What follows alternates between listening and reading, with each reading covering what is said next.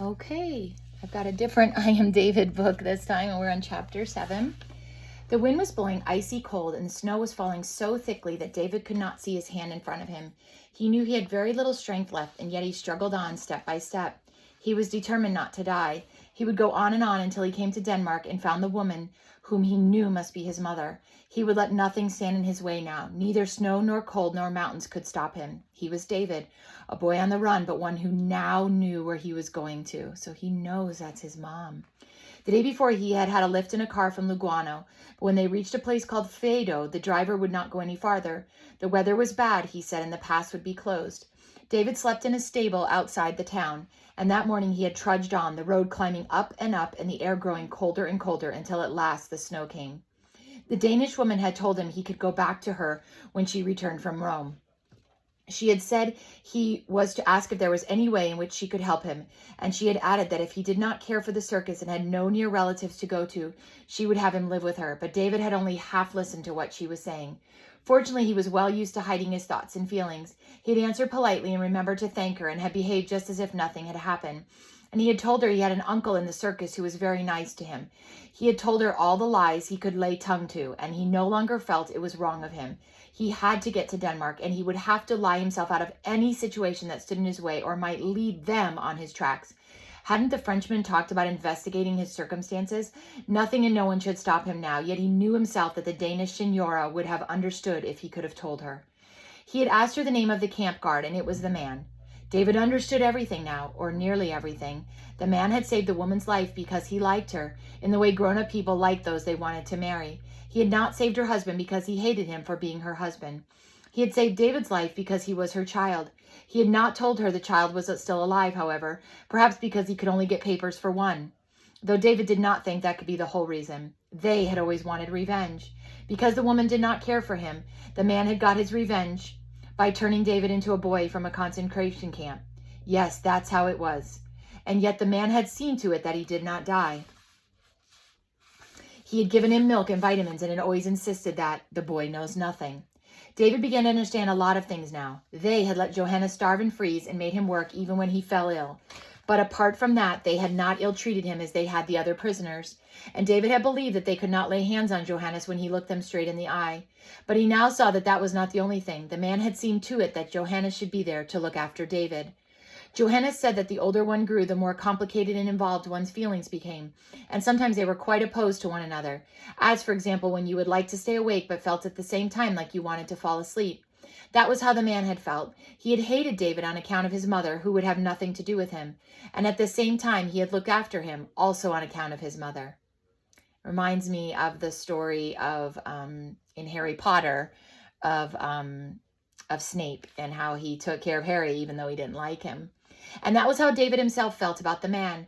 No one had bribed the man. There was no one to do it since nobody knew of David's existence. And if you knew anything about them, then you knew, too, the danger the man had risked in letting a prisoner escape. And yet he had done it.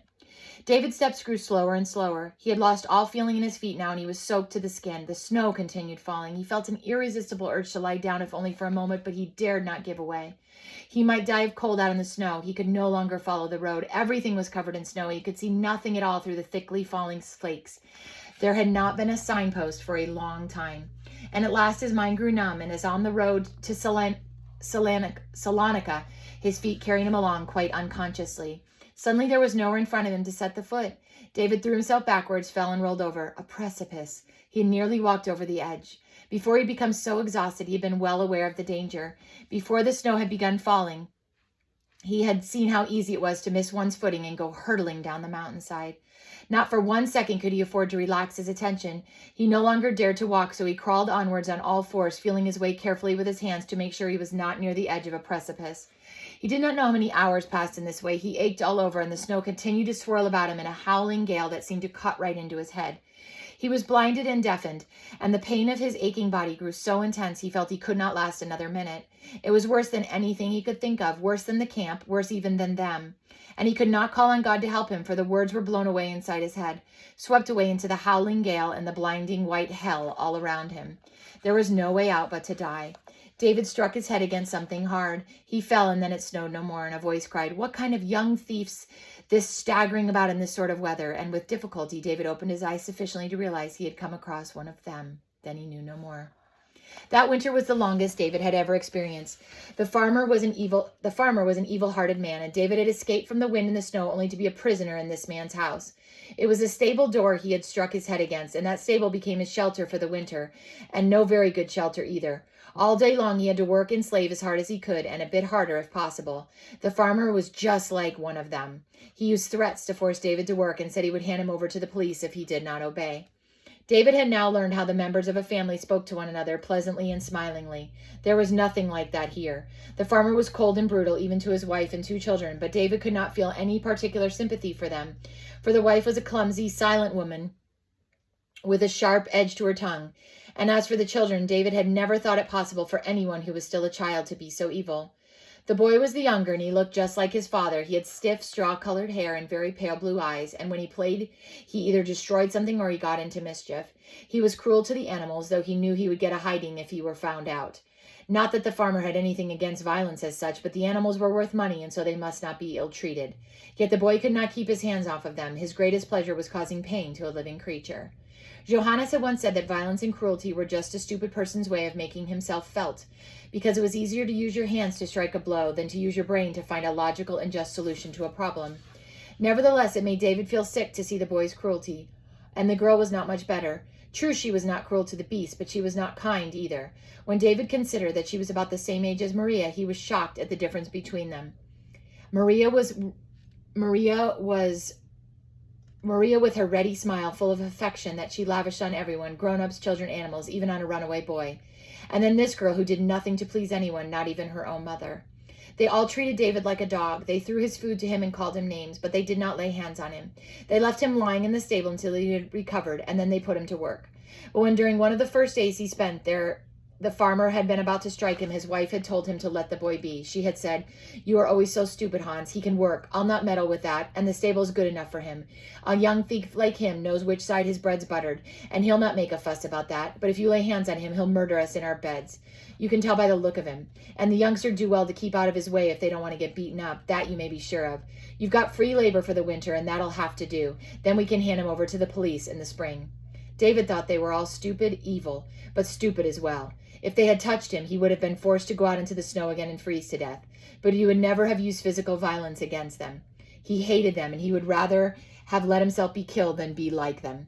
In a way, it was amusing. Yes, amusing was the right word. Apart from hitting him, they intended to see to it that life was made as wretched for him as they could make it, and yet it was still to his advantage. He knew now that he could never have lasted through the winter trampling the roads. He would have died of hunger and cold. At least he had shelter here and food every day. The stable was cold, and sometimes the snow was blown into drifts until it lay as high as the roof outside. But as it hardened, the stable grew warmer inside, and the animals added a little to the warmth. He was not given much food, only dry bread or cold scraps, yet he had more to eat than in the camp, and it tasted no worse, sometimes, in fact, a little better. They thought they were making him suffer by leaving him to sleep alone in the dark stable, but night was his pleasantest time. David was not afraid of the dark. There were only common everyday objects about him, the animals asleep. It seemed quite natural. The darkness altered nothing. What he was afraid of was people. At nighttime, the stable was his. In the camp, he had never been alone, and David liked to be left by himself to think in peace. Then the dog came. David had always thought of dogs as enemies, their tools. It was one of their pastimes to make the dogs bite the prisoners. Since his escape into Italy, he had of course noticed the good people kept dogs too, but he'd always given them a wide berth just in case. But shut up in the stable, he could not avoid the dog. It came one night when it was snowing hard and a gale was howling outside. David lay quite still and, much against his will, let it sniff all around him. The farmer and his family spoke a peculiar kind of German. Perhaps that was the reason David spoke to it in Italian. "I'm afraid of you," he said softly in a steady voice as he could muster. "You're sure to notice I come from the camp, and then you'll bite me. And there's nothing I can do about it." David could see the dog as it went on sniffing around him like a big black shadow against the darkness. Then it lay down by his side, pushing and turning until they were lying back to back. It yawned very loudly, and then it gave a sigh and fell asleep. It did not bite him, and David was not nearly so cold in the night, for the dog was big and he kept him warm. It was called King. It often growled at the farmer's children, and David knew it was not very fond of the farmer either, though he rarely struck it, no doubt because it was a good sheepdog, and in the summer when the animals were out to graze he could not do without it. But whenever the dog saw David, it would wag its tail, and it went to sleep with him every night.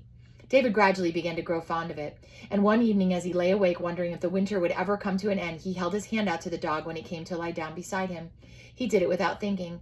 Perhaps he had missed it and wanted it to come and share its warmth with him. He found himself touching its head and feeling the roundness of its skull under his hand and liking the firm, warm feel of it. The dog did not move, and David let his hand glide slowly over the dog's thick coat just once. Then he took his hand away and lay still again. The dog lifted his head and turned towards him, and David felt its warm, wet tongue carefully licking his hand. And so David and the dog became friends. But David was beginning to grow impatient. It seemed as if the winter would go on forever, and he wanted to be up and on his way, on and on until he came to Denmark, where he would try to find the woman who had changed everything.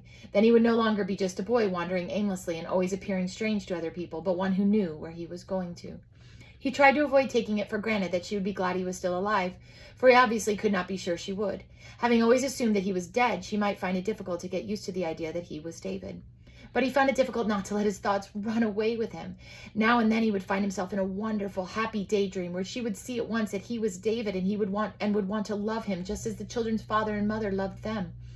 That he would have a place where he belonged and could ask all about the things he did not know, and she would say, "My son," when she spoke to him, and he would never need to be afraid again. And as his thoughts ran on, he would tell himself that she was surrounded with fine things and understood music and loved and appreciated beauty.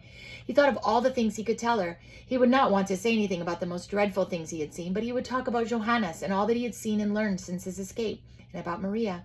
It would be like staying with Signora Bang, only much, much better, for now he would belong. There was a king in Denmark, too. It was a free country. If it all turned out like that, there was nothing he could think of good enough to do in return for the God of the green pastures and the still waters. It could not be quite like that, not quite so wonderful, but it would be good. David longed for the winter to pass so that he could be on his way again. Then one morning the snow crept into the stable through a tiny little window high up under the roof, a window that had been covered thick with frost all the time he had been with the farmer. David's heart began to beat faster, and as he lay there perfectly still, he had the impression that if he moved, that weak little ray of sunshine might disappear.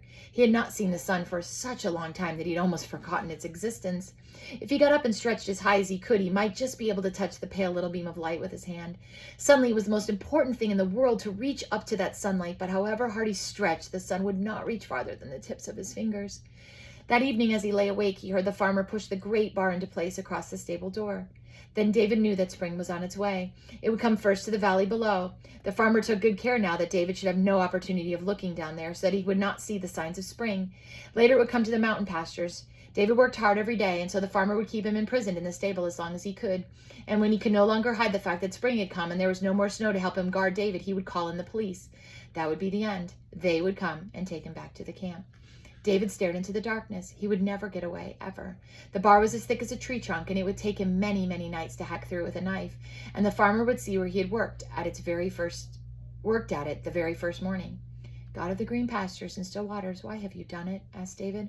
What have I done wrong? I rescued Maria from the fire. I saved your life so that I could thank you. And all through this long winter, I haven't complained, and I haven't asked you to make it better. Though I've got 2 lots of help left over from that time with Maria. You must know the farmer and his family are evil people, and I hate them. And I thought perhaps it was you who got Signora Bang to paint me so that I could find the picture of the woman who was my mother. I chose you, and I can't alter that now, but I want you to know that I think you're cruel, just like the farmer here, and Carlo, and all that belong to them. And I suppose you'll never help me again, even if I do have some help to come, because you're tired of me. I'm sorry I didn't choose a better God. I'm David. Amen. David felt a little better now. It was good to get it off his chest. Then he began to feel frightened. Suppose God grew terribly angry when he was criticized. Suppose he kept hostages just as they did. Then some harm might befall Maria. He couldn't do very much to David, but let him die. Oh yes, worse than that, he could let him be taken back to the camp and make him live there. But it would be worse still if he did anything to Maria. But it was true that he was cruel. David had waited patiently all the winter and put up with things without complaining and whimpering, and then God let the farmer bar the door, and it was only at nighttime that David could get away. David wasted 2 precious nights before he realized where the trouble lay. And he might have known right away, for Johannes had once told him. They had heard one of the guards put the blame for some neglect of duty onto another, who had retorted that it was the fault of a third man, and Johannes had said to David, "Let me never hear you say it's someone else's fault. It often is, but you must never shirk your own responsibility. There's always some way in which you're at fault too, and you must discover that fault and learn to recognize it and take the consequences, not only because it's the honorable thing to do, but also because it's the easier way. You can't change others, but you can do something about a fault in yourself." He had told God plainly what the fault was. He had said God was cruel like Carlo and the farmer and all bad people, when God perhaps just wanted to teach him where his own fault lay. He had been cruel himself. He was not the only one who had waited patiently without complaining. Carlo had too, and David had taken no notice. Carlo had said he was sorry several times, and David had refused to forgive him. But suppose Carlo was not really evil. Suppose he were only rather stupid. He had never tried to get his own back when David would not talk to him. On the contrary, the children's mother had told their father that Carlo had done his utmost to be good friends with David, and they had been very upset when David would not respond. David sat up in the dark. He must get away from here. There must be some way, and we'd have to find it. He remembered the address of the house. He could write a letter and buy a stamp. If he let himself remain a prisoner, Carlo would never get to know that David had discovered he was not perhaps really evil at all, but just stupid. The door was impossible and the window was too small. But if Spring were not in too great a hurry to come up the mountainside, then he might be able to take advantage of the snow. He could cut a hole in the stable wall, in the end farthest from the house, that no one would hear him at work, and then he could dig a tunnel through the snow which lay piled up to the roof, and to get out that way, some distance from the house.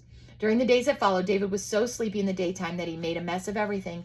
He had to stay awake all night in order to get on with his plan. Fortunately, the stable was a wooden building, and his knife grew blunter and blunter, but at last he managed to hack out a big square hole large enough to get through. He replaced the loose boards every morning, and he put a bucket in front of them so that the farmer should not discover the hole, and then he began digging out the snow. The bucket came in useful, and he emptied the snow he dug out into the beast's feeding trough. It was a good thing the farmer was so stupid, or he certainly would have wondered why the animals were no longer thirsty. However, it was a bigger job than David had imagined, and he had to get a little sleep every night. He was very much afraid the spring would come too early and the snow begin to thaw and perhaps even collapse on top of him in the tunnel. He was also afraid in the end the farmer would begin to ask himself why David was so sleepy in the daytime instead of just grumbling at him. He still kept his hands off David. One day he would have struck him if the dog had not placed himself in front of David and stood there growling. David was puzzled, but when he realized the dog was ready to protect him against the farmer, he went into the stable and cried. He was overcome by the thought that a creature wanted to protect him, although he had done nothing to deserve it. But that very evening, David overheard the farmer tell his wife that the youngster would have to be handed over to the police right away because he had got a hold on the dog. What silly nonsense, David thought angrily. He had never had a hold on anybody or wanted to have. And if he ever got such a hold without being able to help it, he would not make use of it. A hold over others, brute force, violence, that was all they ever thought of. He would have to get away that night. The tunnel was twice his own length. He did not know if it were long enough, but it would have to do. He had no more time. When it was dark and the farmer and his family were at supper, David slipped out and thrust a long broomstick through the snow behind the stable just where he reckoned the tunnel ended.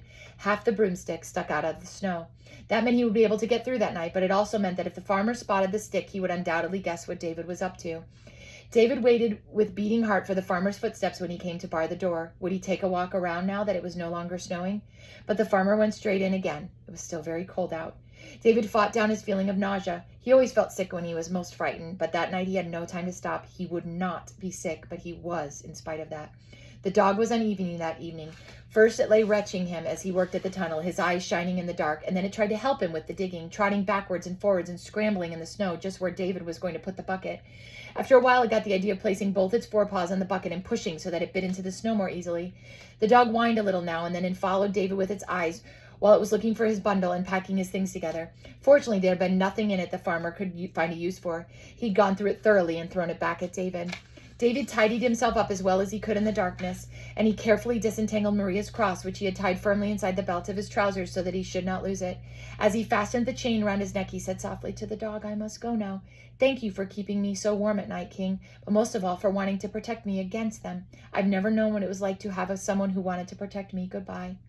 He took a firm hold of the dog's thick, warm neck and laid his head against it, and King licked him enthusiastically around his chin. Then David crawled into the tunnel, and he came out the hole he had made by wriggling the broomstick around, and the dog followed him. But David said, "No, King, you must stay where you are, where you get food every day. Goodbye." And so he was out in the open. It was still very, very cold, but by listening to the conversation of the farmer and his wife, he had found out how to get down the road that went on through the mountains, and perhaps it would not be quite so cold farther down with spring on its way. It was already April. David hurried along as fast as he dared. The night was still and clear enough for him to see where he was going. An hour passed in half scrambling, half walking down to where the road should be, and then he saw it. Men had begun to clear it to make way through the snow, but it would be some time yet before a car would be able to drive along it. David could see where the road lay, however, and he was able to walk without too much difficulty, and the going would soon be easier, for he knew he was high up in the neighborhood of a pass called St. Gothard, and farther down spring would be more advanced. He looked back over his shoulder at the white mountain. The winter had come to an end at last then, and his freedom was once more. And he had his freedom once more.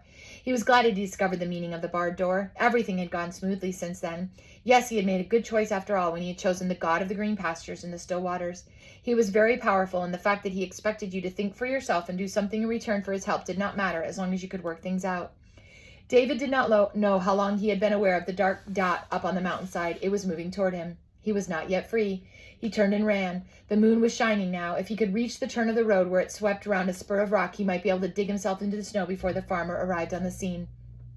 David never knew how he managed to do it. Everything went black in front of his eyes as he lay in the snow.